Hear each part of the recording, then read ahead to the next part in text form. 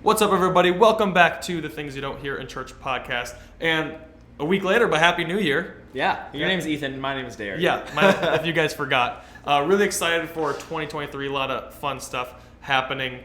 But yeah, guys, check us out on social media, TikTok, Instagram, maybe Facebook eventually. Yeah. It's a lonely place over there for our followers because we don't ever do anything there.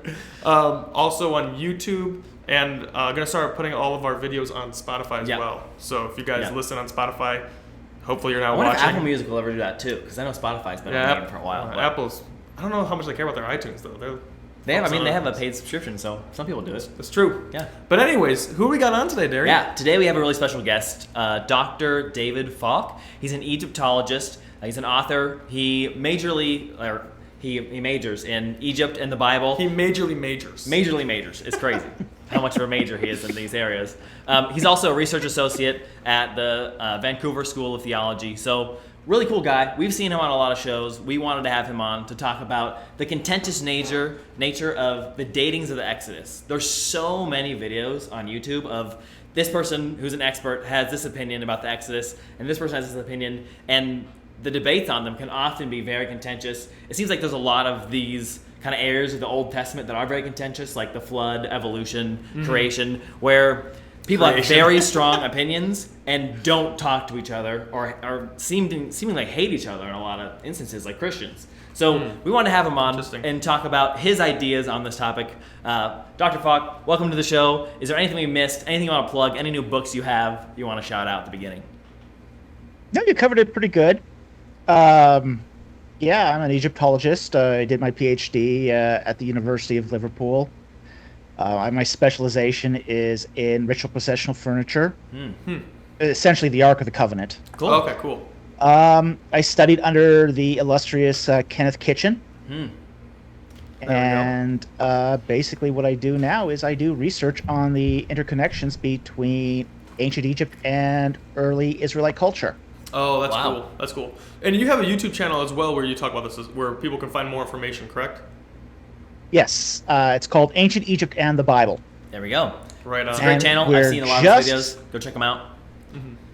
We're just on the cusp of earning 8,000 subscribers. There we go. Wow, awesome. Cool. Good for you. Any books that you have out that you want to shout out as well?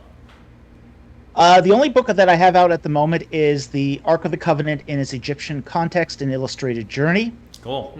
Which is basically talks about the Egyptian context of the Ark of the Covenant, and it's full of beautiful pictures.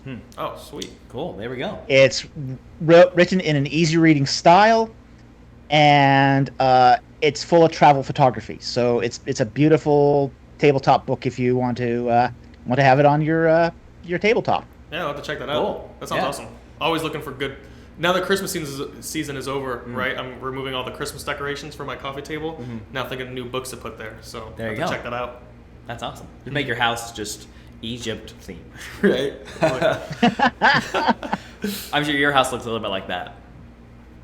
Well, just a little. Not much. I try to keep that in line, but You got your family tree and hieroglyphs on the wall, just like they do. Right on. He has no work-life balance at all. Just Egypt at home. Egypt oh no, I definitely don't have a work-life balance. It's all in or nothing at all. Yeah.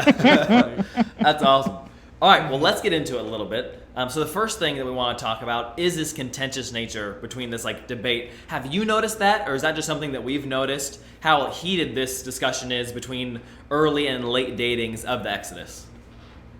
Oh, I found this out the hard way. I found this out the hard way. The first time I really found this out was sort of after I earned my PhD, and I came into this with thinking that this was just nothing but a dry academic debate. Yeah, this is a debate over archaeological debate over a date. Okay. So that was my opinion going into this. I went to apply at for an Old Testament Egyptian archaeology position at a seminary. And it was scheduled to be a 2-hour interview. And the first question was, well, what's your opinion on the date of the Exodus?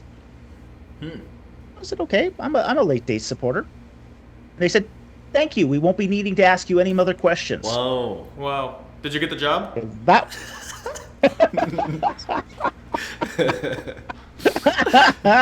You're funny. So that was my first sort of clue that this was there's a lot more going on underneath the surface here than sort of people realize. Wow. And the more I sort of looked into it, the more sort of twisted I discovered it was. As far as debates go, it's a mess. It's just a plain mess. It's where a lot of issues sort of intersect, and you have a lot of competing interests, and there's a lot going on here under the cover. And you sort of have to unwrap the layers to figure out why it's so contentious. And in some respects, it's more contentious than these sort of flashpoint debates like, say, LGBT rights in the church, or creation evolution, or abortion. Because unlike those where sort of the controversy is clear and on the surface, here we're dealing with a lot of interests, not just one. And they're all sort of being hidden underneath the surface of this archaeological debate. Very interesting. So the archaeological debate is kind of the mask for all of it, is what you're saying. Yes, it is. And I guess You've got... Oh, go ahead. Sorry. You've got... You go. This, this. lag, right? I let you speak, and then I'll speak. Yeah. Well, I was just going to ask, I guess it's not clear, like, why is it, like, what makes it such a heated debate where they were like, hey, we don't need to ask any more questions, like, that one thing, what, is it because, like, kind of what you're hinting at, that's like, does it affect so many other things that you build on top of? So, like, I don't know, like, with sovereignty and election, it's like, okay, that makes sense why it's, like, a clear thing, if you what you believe about the nature and character of God, maybe, or how you interpret it. But I guess it's not obvious to me right now, like, why would it be this giant, enormous debate? Okay, well, let's unpack this. Yeah. I think once we unpack it, it'll be clear why this is explosive. Okay. Okay, first, it heralds back to a certain tradition. Okay? Now, in the mid-19th century, people were debating the date of the Exodus. And it was mostly a sort of I'd say a congenial debate between Jewish and Christian believers. Okay? And then in 1853, C.R. Lepsius came up with his late date of the Exodus, which held that the Exodus took place during the reigns of either King Merneptah or King Ramses II. And he dates it to the mid-13th century. And that became the sort of the quote traditional view for about 50 years. Okay. In that 50 years, we saw the rise of higher critical thought, German higher criticism. You know, you had new theories such as Wellhausen's documentary hypothesis. And a lot of churches in North America, you know, pushed back against the documentary hypothesis and German higher criticism. In 1906, a Scottish theologian by the name of James Orr, he writes this big book, basically saying, no, all that against German higher criticism, against documentary hypothesis and all that. And we should hold to the traditional views of reading the Bible.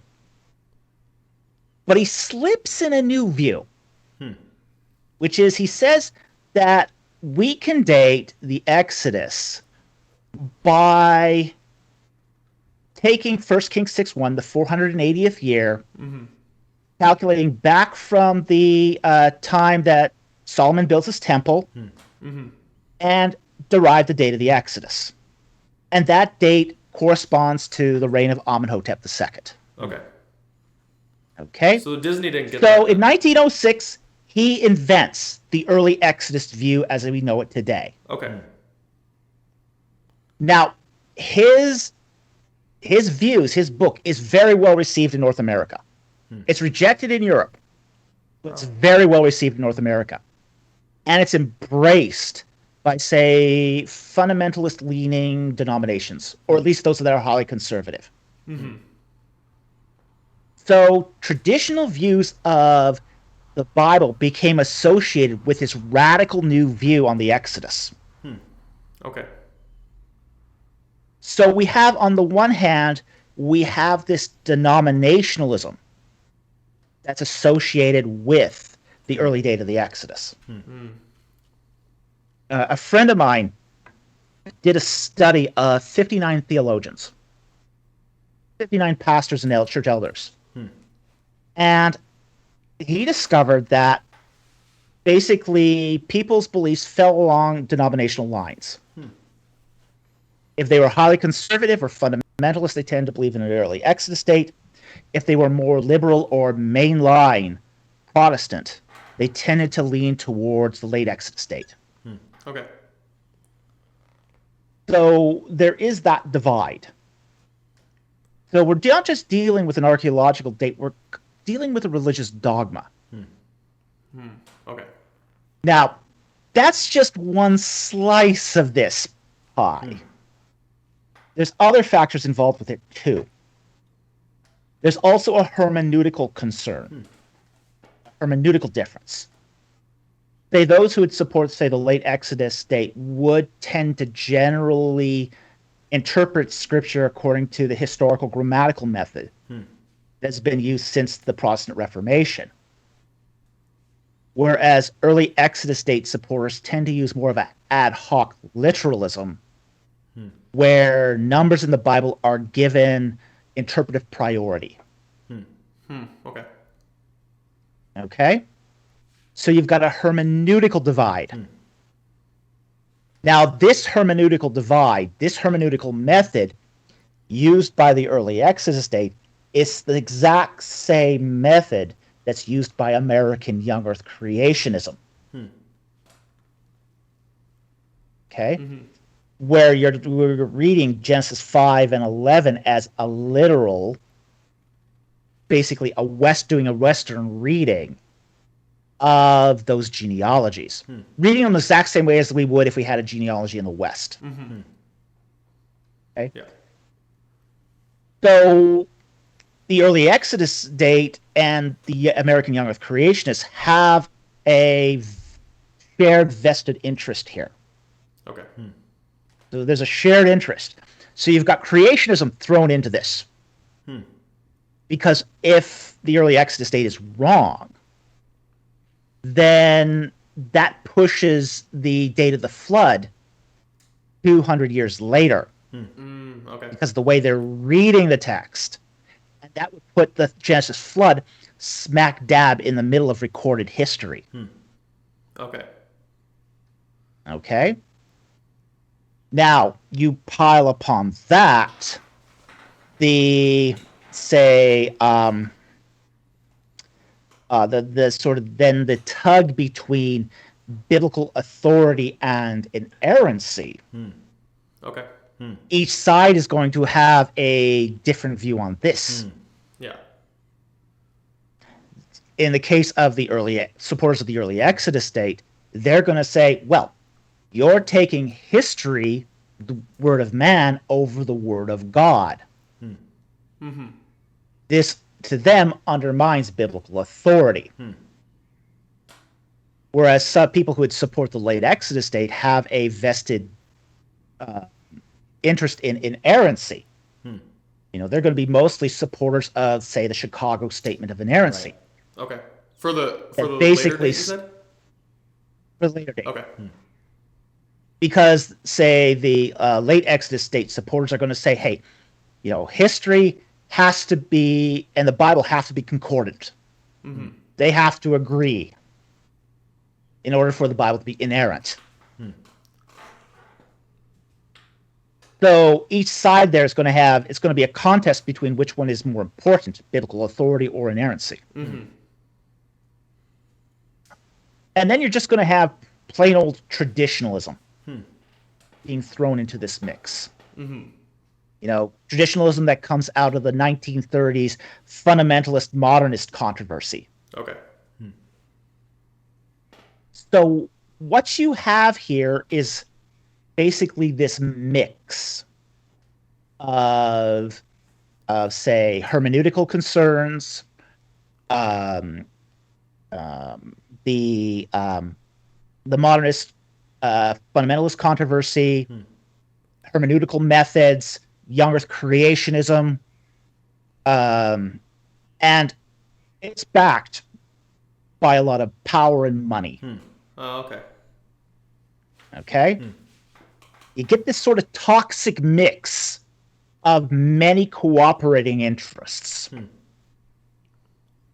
Yeah.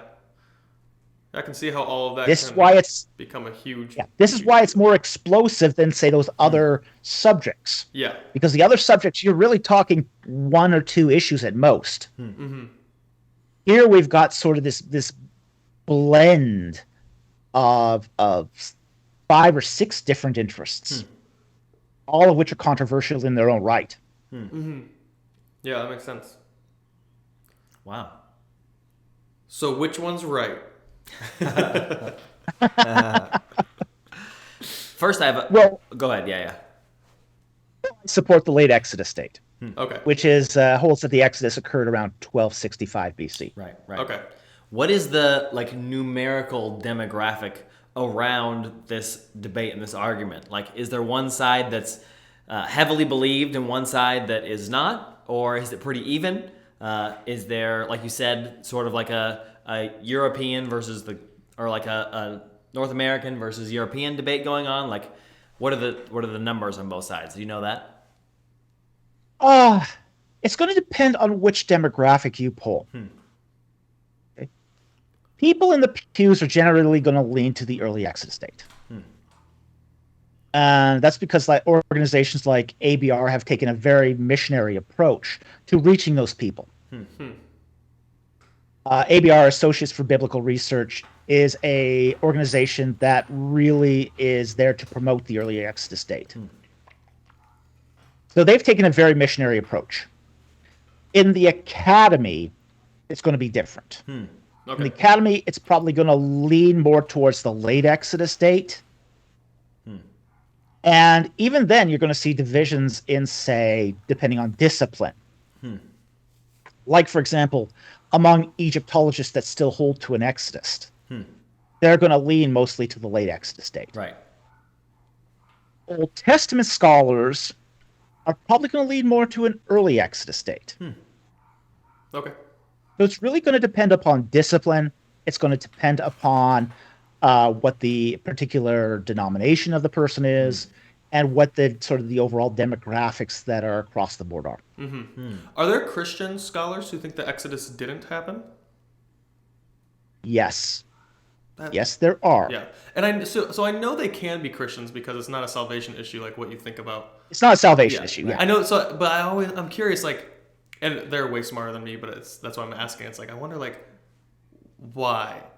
Because, like, I guess, like, Paul and Jesus seem to think that it happened, or at least they reference it as if it happened. You know, the whole idea of, like, us or Israel being rescued and the whole Exodus happening is like our journey from sinner to saint, which it still could have happened if it was like, hey, it didn't happen. It's just a story that is now equated. That still can be true, but I guess I'm like, why would I just be like, I don't know why I would ever say it didn't happen. Well, there is a myth in secular circles that there is no evidence for the Exodus. Okay. You know, it's probably the biggest. I mean, you hear this myth recycled so many times it isn't even funny. Yeah. I mean, on a recent YouTube video with Bart Ehrman, I heard him say there's no evidence for the Exodus. I watched that. Yeah. So what is it then? I mean, he even made some pretty preposterous statements about it. You know, is it false? Like, then? Oh, go ahead. I want to hear the preposterous statements. Well, I mean, Ehrman said that, yeah, it's an absence of evidence argument, but it's a big absence. Is that true though? Is there an? But that's, well, it depends on how you define evidence. Okay. It's also true though that an absence of evidence argument, even a big absence, isn't evidence. Right. You know, David Hackett Fischer basically said, all evidence has to be in the affirmative. If it's in the negative, it's not evidence. Interesting. So absence of evidence is nothing at all. Yeah. And a big absence is a big nothing. Yeah, like just because there isn't evidence doesn't mean it didn't happen. You know, like for a long time, people didn't think David existed up until recent history, right? Yeah. Yeah. So I've heard this, and this is probably I think popularized around a lot of evangelical circles, and I heard it when I was younger. Is it true that there's like ancient Egyptian artifacts from like chariots at the bottom of the Red Sea or Reed Sea? No. So how did that get circulated then if that's not true? By a charlatan of the name of Ron Wyatt. Okay. Okay. Ron Wyatt found some stuff at the bottom of not the Reed Sea, but the Red Sea. Okay. Basically the Gulf of Aqaba. He found these weird coral formations and this very strange thing that looked like what he called a four-spoked chariot wheel. Okay. Now, no Egyptian... I've seen pictures of this four-spoke chariot wheel. No Egyptian chariot wheel ever looked like that at all. That's Okay? problematic. You can go to the Egyptian museum, like the Cairo Museum or the Gem now, and you can see real contemporary surviving chariots. Wow. And you can look at their chariot wheels. They have a very, very large axle assembly that prevents the wheel from wobbling. Okay. Ron Wyatt's chariot wheel has no axle assembly. Yeah. It looks like it was made in a carpenter shop. Oh, okay. Like maybe just that someone used it for transportation or something like that, and some very minimal. It work. was. My guess is it was a fake. Oh, okay. Wow. Okay, because it doesn't have anything that would make it useful as, say, a part on a machine, or any other, component that you would find on a ship. It's just. My guess is it was planted. Wow. Interesting. That's a really big deal against the evidence. But yeah. The other thing is those coral encrusted chariots are a natural coral formation that we find all over the Red Sea. Really? Yep, we find it all over the place, not just at Nuiba. Okay. They're found all over the place, and that's just how that coral develops. The fact is that chariots wouldn't survive the harsh conditions of the Red Sea. They're essentially made of pieces of wood and leather. Oh, okay. They're meant to be light. The only gold foil we find on a chariot is just sort of covering the outside, and not even completely. Because gold is heavy. You don't want a lot of gold on a chariot, even a royal chariot. Right. Man. So there's very little metal on a chariot. You've got the axle assembly that's made of bronze, but the rest of it's wood and leather. And leather and water don't exactly mix. Yeah. Right.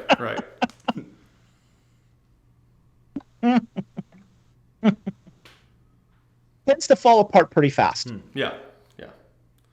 Interesting.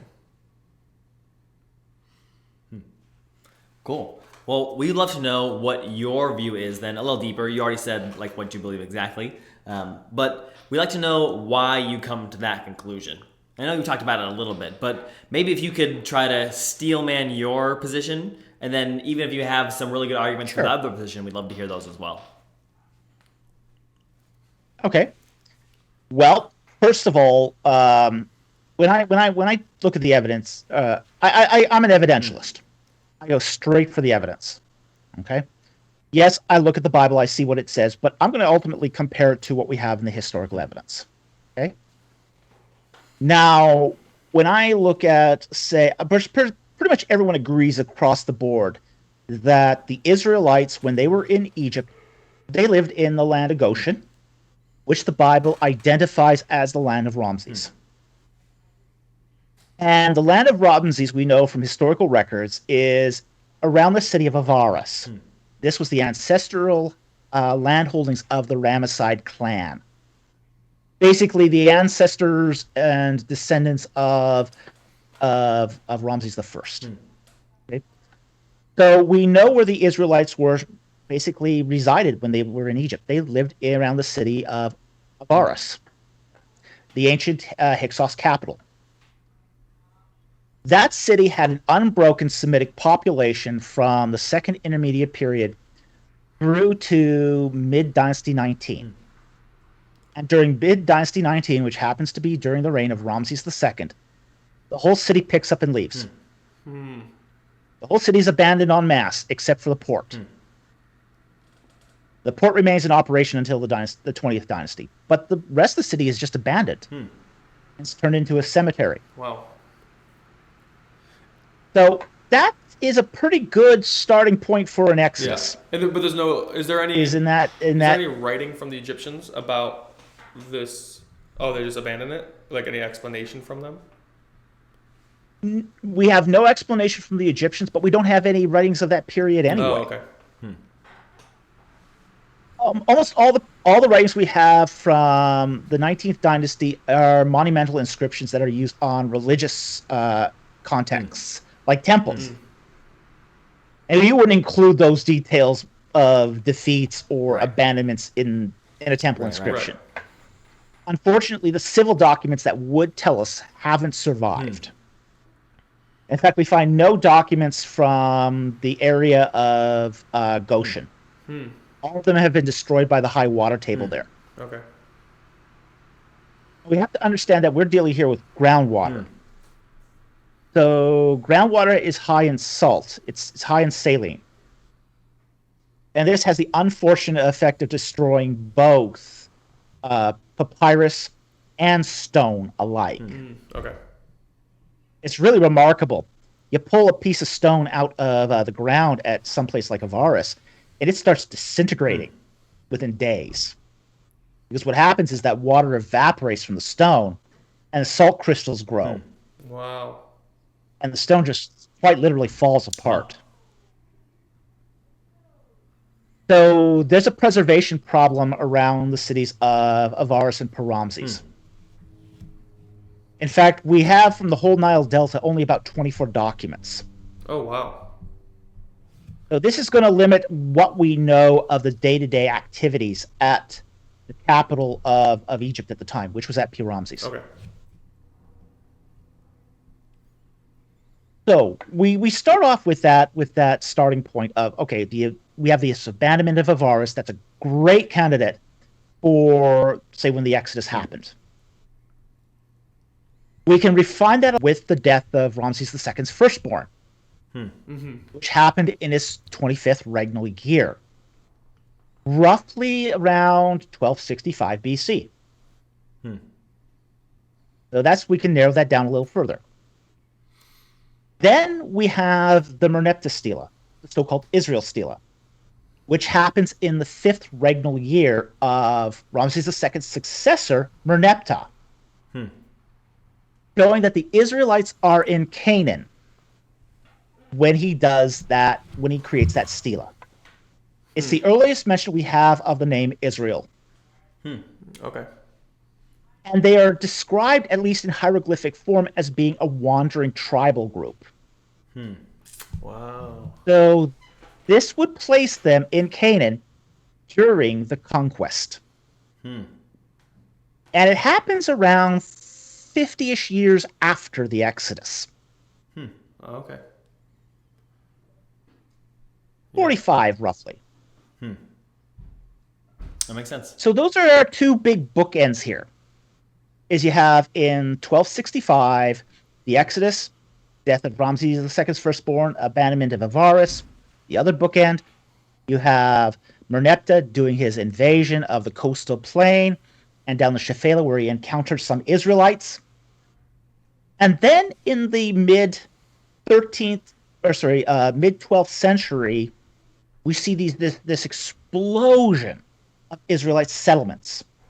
Wow. They are distinctly Israelite settlements. And everyone agrees with this.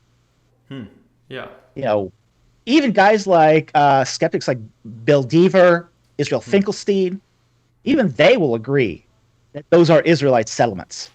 Mm-hmm. So you go from this 1217 identification of the Israelites to right into new Israelite settlements. That seems like really good evidence. Yeah. It is really good evidence. Yeah. Yeah.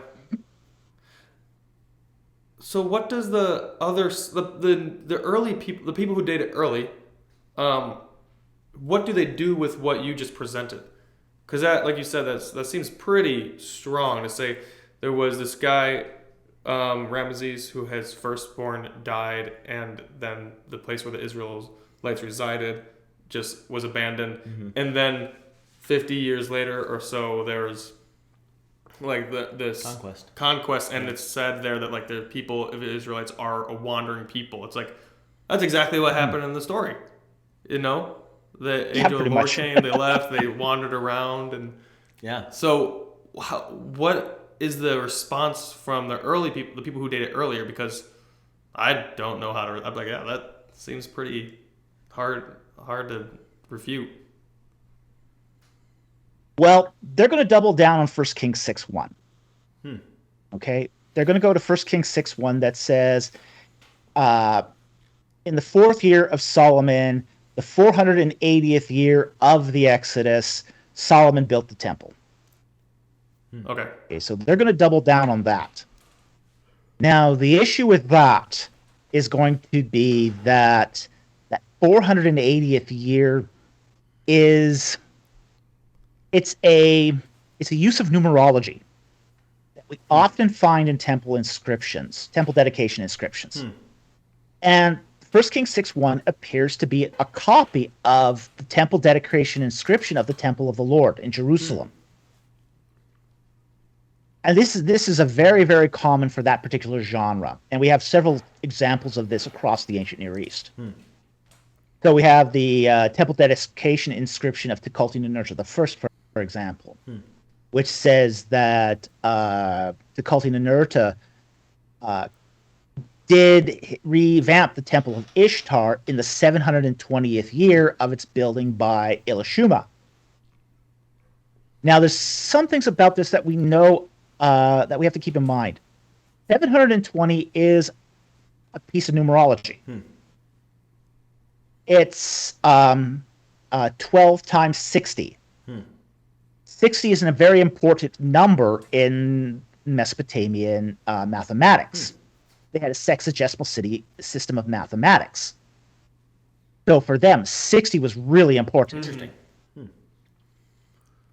In the same way, 40 is really important for Levantine cultures. They would use 40 to determine an indefinite, extended, long period of time. Okay, and so Israel is 11. This is why we culture. Yes, it's a Levantine culture. Okay. The Levant basically goes from Israel into Syria. Okay. Okay.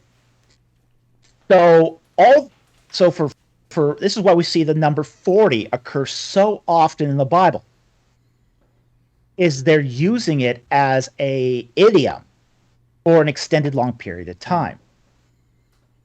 And if you want to say a very long period of time, it's 12 times 40. 480. Wow.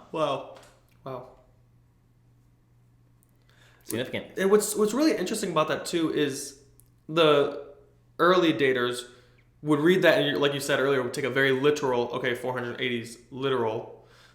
And the big question is like, well, is that, and what we're kind of discussing right now, is that what the people meant? Do they mean to make it very literal? And so, and we know good Bible study means you have to read it how the original readers read it, because it's not going to mean something to us that it didn't mean to them. And so it's just really interesting to know that, because I guess I would question, like, why don't you guys just realize that they're like how the culture used numbers, and then isn't that enough to be like, oh wait, okay, maybe they are just saying it's a very long time ago. It's a high stakes proposition, though. Okay. We said earlier, a lot. See, here's the thing: when we look at, well, what would happen if each side loses? Let's say each side loses this. Let's say for example, the late date Exodus guys. Okay, if they're wrong, for them it's an intellectual proposition. They might have to adjust the idea that the Bible is a historical document. Okay. But that's really the extent to it. If the early Exodus date guys lose this proposition, well, here's what they're giving up. They're giving up a hermeneutical method. They're giving up where did we come from as human beings and all life. You know, they're giving up a tradition that they've held fast to 100 years. You know, they're giving up that in-group, out-group distinction. They've got a lot at stake here. An awful lot at stake. So, yeah, they're gonna double down on this for as long as they can. Yeah. Just because they have so much weighing in the balance. Yeah. Very interesting. They can't afford to lose this. Can you not be a late date and early creation or young Earth creation? Can you not hold both those views? Well, let me put it this way: there's more than one type of young Earth creationist too. Of course. Okay.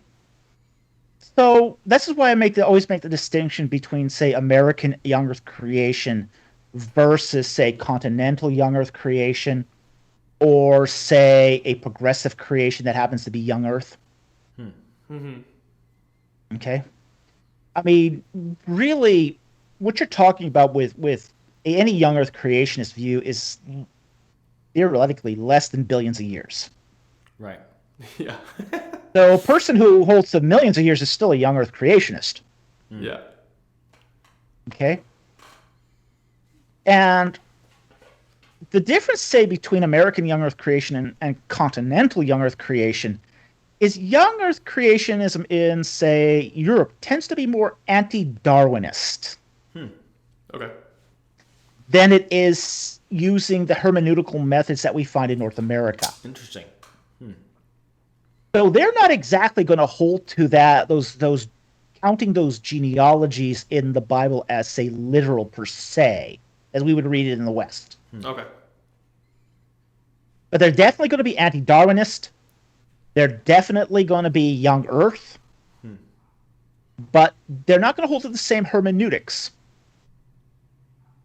So you could be late Exodus date and continental young Earth creationist. Okay. But it's going to be really, really difficult to be an American young Earth creationist and a late Exodus date supporter. Okay. It comes down to this. American young Earth creationism has very pat answers for dinosaurs, but they don't really know what to do with pyramids. Pyramids for them is a big problem. Yeah. And they've yet to come up with good answers for that. Can you explain that a little more? Oh, sure. If you use a genealogy, the genealogies from Genesis 5 and 11, and you calculate back to when the flood was, you're going to come up with one of two dates. If you take, say, the readings from the Masoretic text, you're going to come up with a data for the flood at 2350 BC. That happens to be right during the construction of the Great Pyramid of Giza by King Khufu. Okay? It's hard to build a pyramid with water wings. Right. Okay? If you take the readings from the Septuagint, it'll add, say, another 900 years to that. So you're dating the flood sometime around 3200 BC, right during the Nagata II civilization, when there's this large agrarian civilization flourishing in Egypt. Oh, wow. Okay. Okay?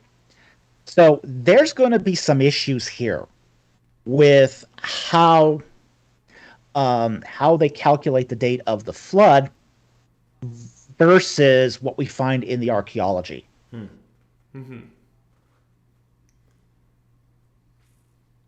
Very interesting. This is why, for example, say revisionist chronologies like that proposed by David Rohl are so attractive to them.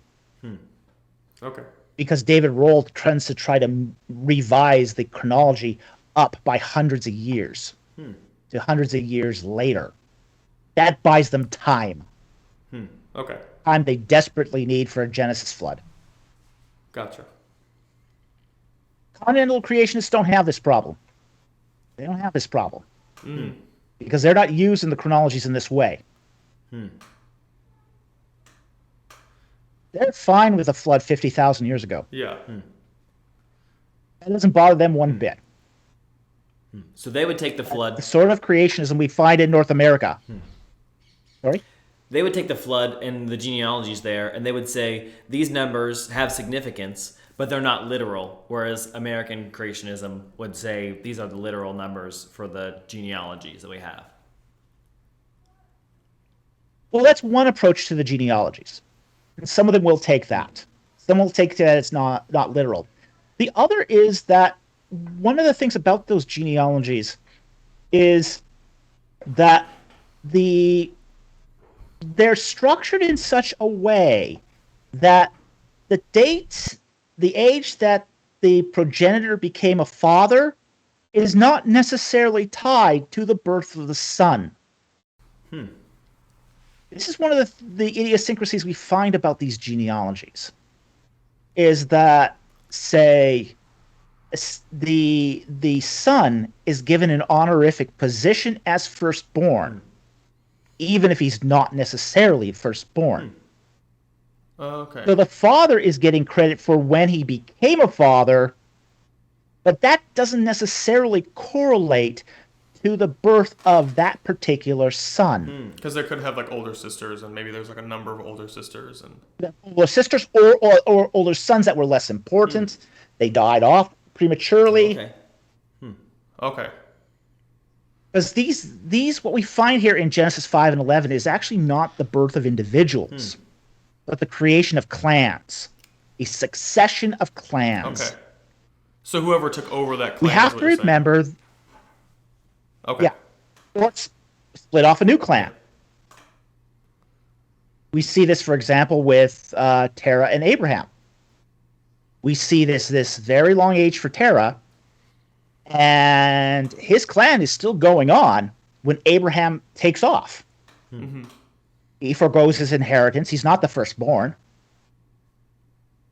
And he leaves for Canaan and starts a new clan. Gotcha. Yeah, very interesting.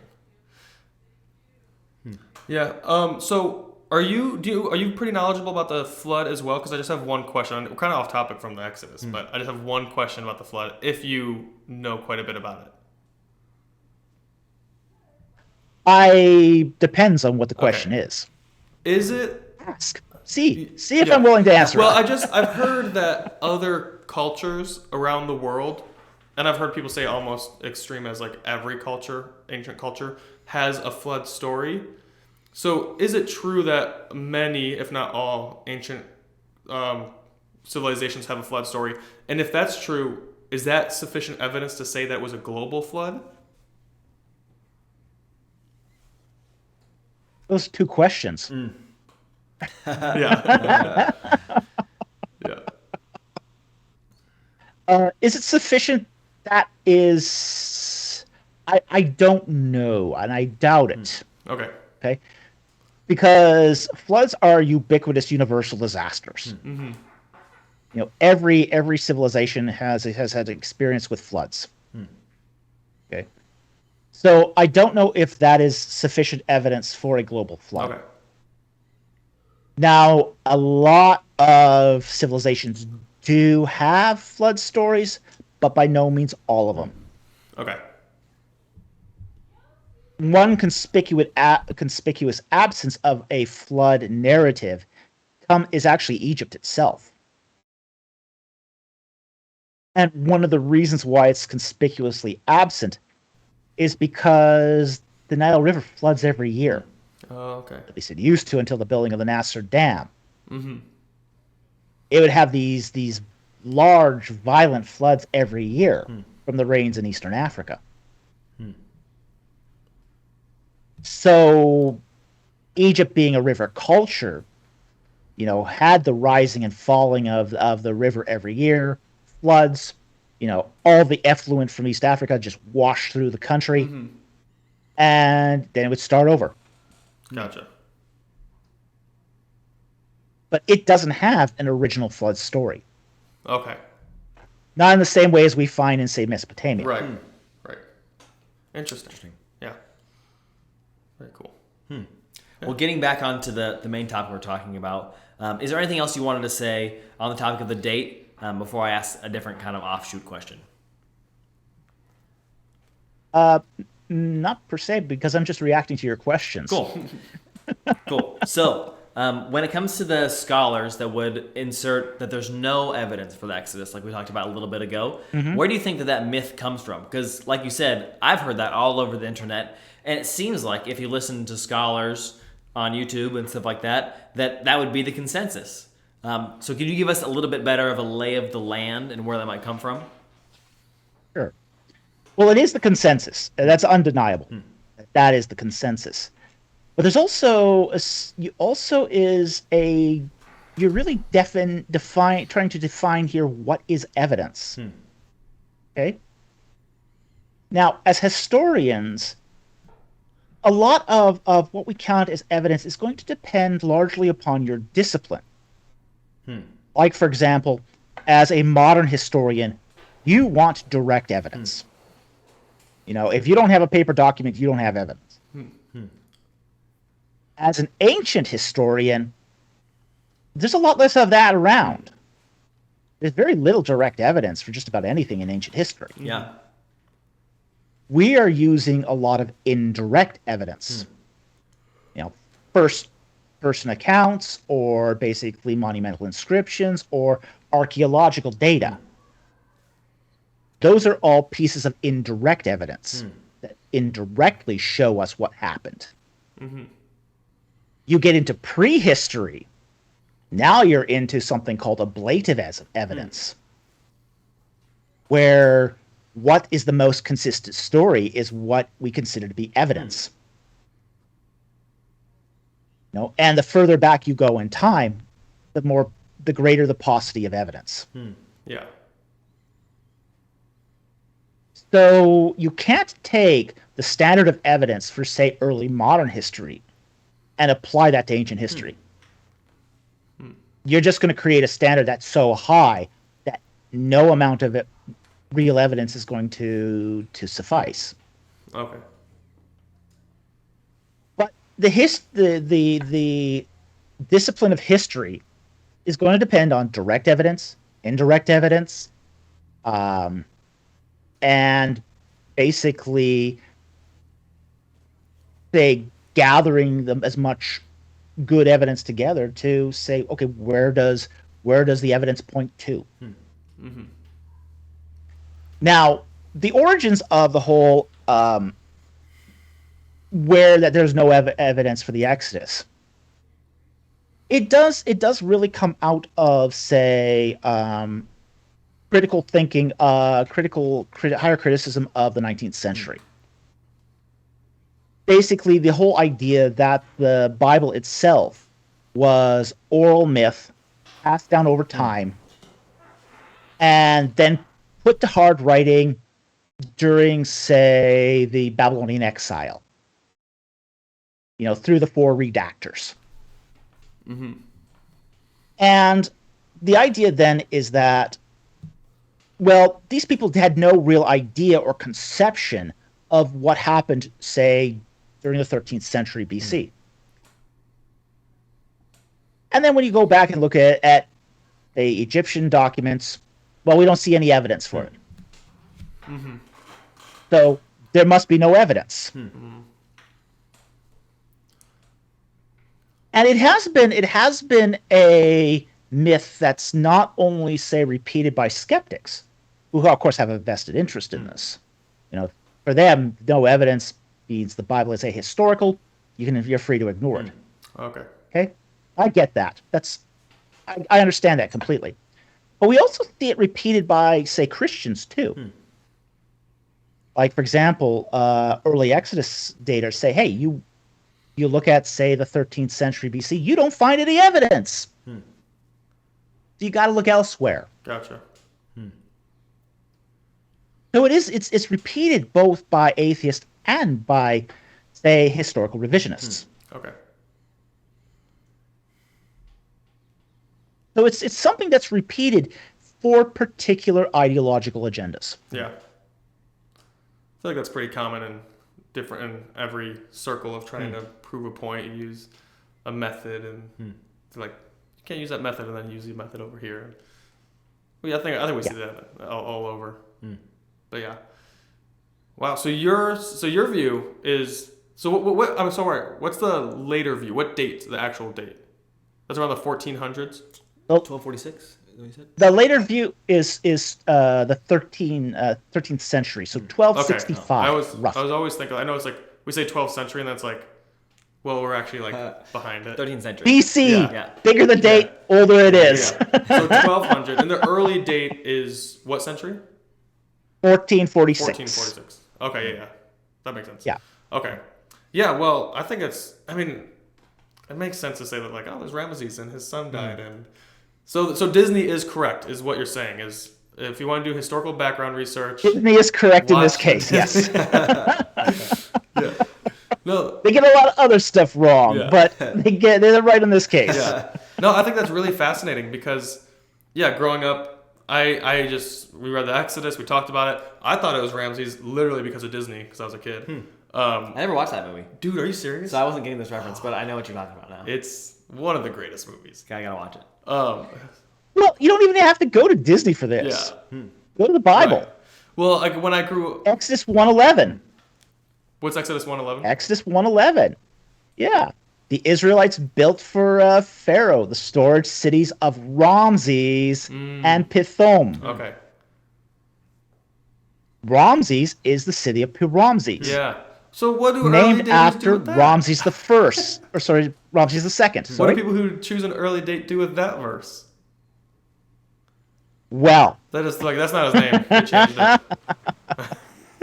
what they try to say is that it appears earlier. What, the city does? The name, and what they do is they say that they try to make the case that Ramosa is the same name as Ramses. The problem is it isn't. Ramses occurs in the 19th dynasty. It's first attested with Ramses the First. Okay? Ramosa is a different name entirely. Ramosa means Ra has begotten. Okay. Makes sense. Okay? But Ramses means Ra has begotten him. Him. Wow. Okay. There's an extra pronoun in there that you don't find in Ramosa. And the Bible preserves that pronoun Yeah. because Ramses in the Bible has two S's. Oh, okay. So it preserves that pronoun. That's really Interesting. That's really interesting. Whenever I hear stuff like this, and like it seems like there's really good support for one thing and not the other, I'm always like, guys, it's like there's clearly Christians who hold this view and still are like they have their different views about creation, but it's okay. Like if you're wrong, it's okay we're allowed to change our mind. These are not salvation topics. Yeah. Yeah. Hey, look, I used to be an early dater. I used to believe it. And then I followed the evidence. Yeah. Did you want all the late daters to die? No. I wasn't really that invested into it, Yeah. to be honest. I was actually, at the time when I was actually looked into this, for me, I had no interest in the Exodus date. I was dealing with friends who were caught up into cults.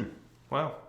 So for me, it was, and frankly, I was pushed into this. Basically, another scholar by the name of Douglas Petrovich, who was classmates with at the University of Toronto, he sort of forced the matter. He basically said, you have to be an early dater or else. Like, Meaning you're not Christian? Well, Like, what is or else? meaning I'm not following the truth. Yeah. Well, I'm not following the Bible, that sort of thing. Right. Yeah, okay, fine. yeah. So for me, it was just like, I was looking at doing my PhD in scribal practices. For me, that was much more interesting. So, getting pushed into this basically forced the issue for me. Wow. Yeah. Very interesting. That's funny. I had to look into it because I was being pressured by a classmate. Right. And you're like, that's not true. Yeah. Well, the chronology he used was pretty hinky, and as an Egyptologist, I already knew that. Yeah. So, it was pretty easy to poke holes into it. Okay. This does not have to do with the Exodus, but this is about ancient Israel. I've heard, I forgot who I heard this from, but there was apparently like one of their celebrations, I think Tabernacle, was given that looked very similar to another culture celebration around the same time. Do you know anything about that? Yes, it's, I believe you are talking about the Hittites. Okay. They had a culture, or a festival that was very similar to Passover. Okay, maybe that was it. Yeah. Okay. I'm not that familiar with the details of this. Richard Hess is the guy who wrote on this definitively. Okay. Oh, okay. That's really interesting because Now, what I can tell you about is the Ark of the Covenant. Okay. Yeah. Because that's very, very similar to what we find in Egyptian culture. Interesting. And it makes sense. Very it makes sense similar. too because they were coming out of being there for 400 years. Is 400 years accurate to say they were there for 400 years, or is that also? No. Is that just a long time? Because it's 40 with a zero. Well, it's 430 years in Canaan and Egypt. Okay. Okay, so that's the sojourn. Is the 480 from the second promise to Abraham into Egypt through to the Exodus. Okay. So that covers the 430 years. Okay. The actual sojourn in Egypt itself was less than 350 years. Oh, okay. And so is that numerology? No, it's not numerology, but it is calculating the clans and the time expanses that we find in Exodus 6. Okay. So we have the genealogy of Moses, the 3 clans that preceded Moses in Exodus 6. So you can figure out from that sojourn had to be less than 350 years. Oh, okay. Okay. Interesting. We don't know exactly how long it was. Okay. So why do you think they say 430 then in Scripture? Well, this depends on which version of it. Because Septuagint says 430 years in Egypt and Canaan. The Samaritan Pentateuch says 430 years in Canaan and Egypt. Okay. And the New Testament says 430 years in Canaan and Egypt. The Masoretic text just says Egypt. Okay. Interesting. Okay. So the text critical work is going to reveal that this it does not just include the sojourn in Egypt, Right. but it also includes Abraham, Isaac's, Jacob's time in Canaan. Okay, so it's like 430 total, and then there's you said maybe around 350, less than 350. So you're saying less than there's about 350. 100 years before around that time, or not 100, about Less 80. than. Yeah. 80 years. 80-ish. 80-ish. Okay. Ish. I mean Yeah. Cool. that's fine with me. Yeah. Ethan approved. Right on. Sweet. Cool. Well, we've I'll work towards that 2 thumbs up. Right. There you go. Well, we've really enjoyed this interview. I've learned a lot, I know. I'm sure you've learned a lot as well. Yeah, it's been great. And the thing we like to ask everybody at the end of our show, kind of the reason we started our show were for people that were doubting their faith, struggling with the hard questions of the Christian faith. So we like to ask every guest that comes on the show, if you're willing to, would you share with us the hardest thing that you struggled with in your Christian faith and why you're still a Christian after that? Okay. Well, the hardest thing I struggled with in the Christian faith was I was in grade 12. I was reading my Bible. And I noticed that the last words of Jesus in the Gospels were all different. Okay? Now, I had to struggle with that. I had to read those things over and over and over and over again. But the more I read it, the more I discovered that the Gospel writers weren't dogmatic. These were the final words. That it was the final as just as far as they were concerned. You're getting the writer's perspective in each gospel. So it was the end of their particular story as far as leading up to the cross. But once I kind of figured that out, it was easy to reconcile it. Yeah. Very easy to reconcile it. Very nice. But that threw me for a loop. Yeah. That did throw me for a loop. And it throws a lot of people for a loop. But it also was a good learning experience, too, because it just showed me that, hey, there's answers to all these questions. There's answers to all these supposed inconsistencies or contradictions. They're so-called contradictions. As soon as you find an explanation, then you've got a resolution to the inconsistency. It's not inconsistent anymore. Yeah. Right. That's good. Sweet. Awesome. So for me, it was a learning experience that, hey, I sometimes have to work harder. Yeah. I appreciate that. And I think that's one of the things when I see people who struggle with certain inconsistencies is Scripture doesn't give its secrets up easily. Yeah, that's I like it's that. Not we're not the intended audience. Right. And what's cool is we are not the intended there's audience. a part of Scripture, I forget where, but it says it's for the glory of God to conceal a matter, and for the glory of King to seek out a matter. And I think that's part of what is so rewarding about our Christian life is there are these questions and that drives us to deep thinking, and that deep thinking creates in us like deep character and then humility when we come upon the answer that we find suffice, and then we help those people. And so it's always this like fun endeavor of like seeking out what the answer is, and is there a deeper truth? I'm concerned about that, or I have questions about that. Well, let me tackle it and figure it out. And those questions can last you years, and that's okay. But the glory is the pursuing. It's very interesting because I was once asked the question, you've studied the Bible now for 10, 15, whatever years. And I was asked, has it gotten dry and boring for you? I said, far from it. Far from it. I mean, I've worked at this hard enough that I can open the Bible to just about any page and see something new. I mean, imagine if you could just open your Bible and discover something new every time you read it. It's good. I'll never be at a loss for stuff to write. I'll be at loss for time to write it. Never for content. Right. People ask me, well, isn't there? I mean, we talked about this today. There's no evidence for the Exodus, right? Well, I've done a 10-part series now on evidence for the Exodus. I still haven't run out of material. That's awesome. I've just run out of time. Right. Right on. And that's sort of the reward that comes with diligent study. Is that you can find the answers. You can understand that there will be an answer there. Yeah. You just need to work hard enough to find it. Right. Great answer. I love it.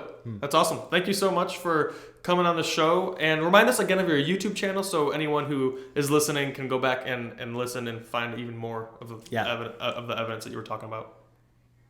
Okay. My YouTube channel is called Ancient Egypt and the Bible. Awesome. There you go. And we do a Friday night live stream every week where we take people's questions. Perfect. There you go. There you go, guys. Cool. Sweet. And what time is that? Friday night for you? It's usually around 8 p.m., but it sometimes shifts depending on my day job's work schedule. And what time zone is that? Pacific. Okay. 8 p.m. Pacific Standard Time. There we go. All right. Well, guys, thank you guys so much for coming back. Join us next week, and we'll see you later. Yeah. Bye.